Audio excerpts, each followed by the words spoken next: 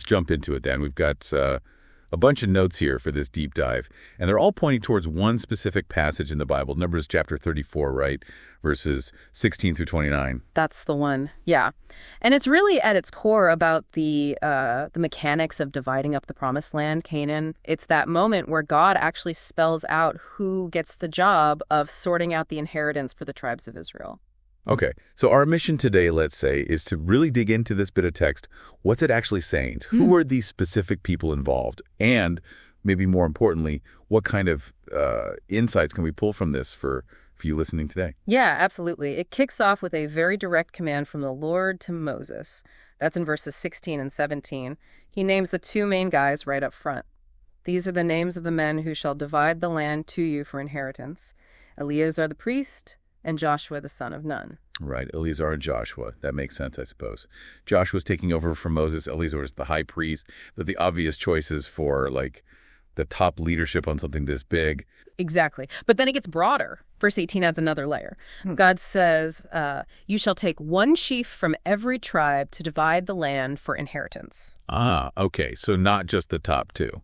One leader per tribe. Precisely. And this is where the source material we've been looking at really kind of hones in, because the text then just lists them out, tribe by tribe, these chiefs who are appointed alongside Eleazar and Joshua. It is quite a list. Should we run through them quickly? Yeah, let's do it. Okay, so from Judah, you've got Caleb, son of Jephunneh. We know him. Familiar name. Then for Simeon, it's Shemuel, son of Ammihud. Benjamin, Elidad, son of Chislon. Right. Dan, Buki, son of Jogli. Then it mentions the sons of Joseph. Yeah, split into Manasseh and Ephraim. So for Manasseh, Yeah. Haniel, son of Ephod.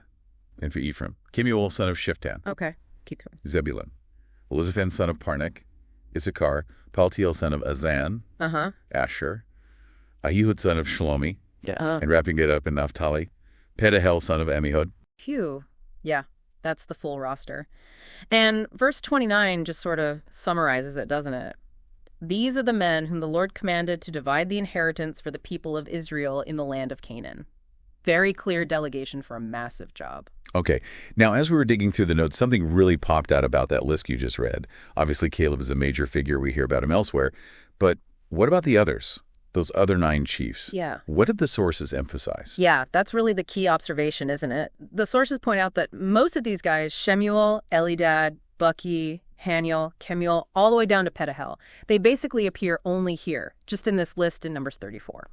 They're essentially one-time names in the whole Bible story. Wow. Okay, that is interesting. You've got these huge figures like Joshua and Caleb, and then a whole committee basically chosen for this incredibly vital task.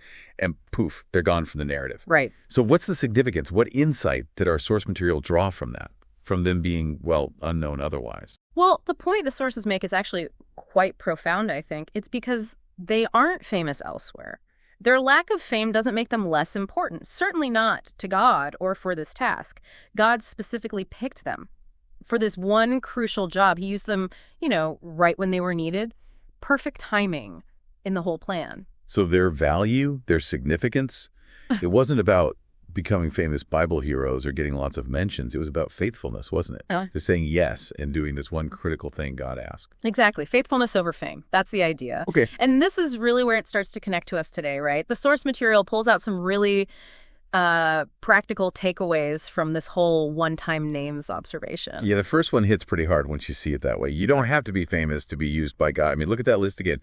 Shemuel, Buki, Elizaphan, not exactly household names, even back then, probably let alone now. Yet they were essential. They had this key role in getting God's people settled. It's a powerful thought, especially today, isn't it? We live in a world that's just obsessed with visibility, with having a platform, getting recognized. And it's so easy to feel like, well, if nobody knows my name, if I'm not getting likes or shares or whatever, does what I'm doing even matter? Is God even using me? Totally. I think everyone feels that sometimes. Yeah. But the takeaway here, directly from the source, it challenges that head on. It says, even if no one knows my name, God sees me and can use me in powerful ways. Your value isn't tied to public applause. Right. God's perspective is different, and that connects nicely to the second takeaway the source identified. Everyone has a role in the community. Yeah. These guys, these chiefs, they weren't operating solo. They represented their tribes. They were part of a team, really, led by Eleazar and Joshua, all working together to execute God's very detailed plan for the whole community. Yeah, it wasn't about individual glory. It was a collective thing, Yeah. each person playing their part, which makes you think, isn't it? What role has God given me in my community, whatever that looks like, family, work, church, friends? Am I actually showing up faithfully in that specific space? Am I playing my part? It's a great question. And the third point our source brings out ties into that idea of God picking these men for this job at this time. It's simply that God's timing matters. Ah, okay. These chiefs, they weren't, campaigning for this job for years, climbing the ladder to get this important assignment. It seems like they were just called, and they stepped up when they were needed. That really speaks to those times when you might feel, I don't know, overlooked or like nothing's happening. You're just waiting. Yes, It can feel pretty insignificant, like you're on the sidelines. for sure. But the encouragement from this Numbers passage, according to our source, is this. Even if I'm in a season of waiting, I can trust that God will use me at the right time. Faithfulness in this light is often just being obedient and available right where you are right now. Trusting God's got a reason for you being there. So pulling all these threads together then, Yeah. what's the big message we're getting from this list of, frankly, mostly obscure names in Numbers 34? I think based on the sources, it's a really powerful reminder. God sees you. Okay. He knows your name, even if the world doesn't. He values you not for fame, but for faithfulness. And he definitely has a purpose for your life, even if, maybe especially if it feels like you're working behind the scenes or doing something that seems small to other people. True significance isn't about the spotlight. Not from this perspective, no. It's about obedience in the role God gives you, in the timing he sets. Right. Okay, so that pretty much brings us to the end of this deep dive. Yeah. We've looked at this seemingly dry list of ancient leaders dividing up land, but the core insight our sources pulled out is really quite clear, isn't it? God places immense value on faithfulness, even in those roles that seem small or unseen, Yeah. just like most of those men listed back in Numbers 34. Yeah, it really shifts the focus. So here's maybe a final thought to chew on, something that builds on this. If God really values that kind of hidden faithfulness, and his timing is so crucial, then how might just focusing on being consistently obedient in your current role, whatever that is, right now, today, how might that be a far more significant contribution, in his eyes at least, than you might have ever realized? That's a good question to leave people with, something to really ponder.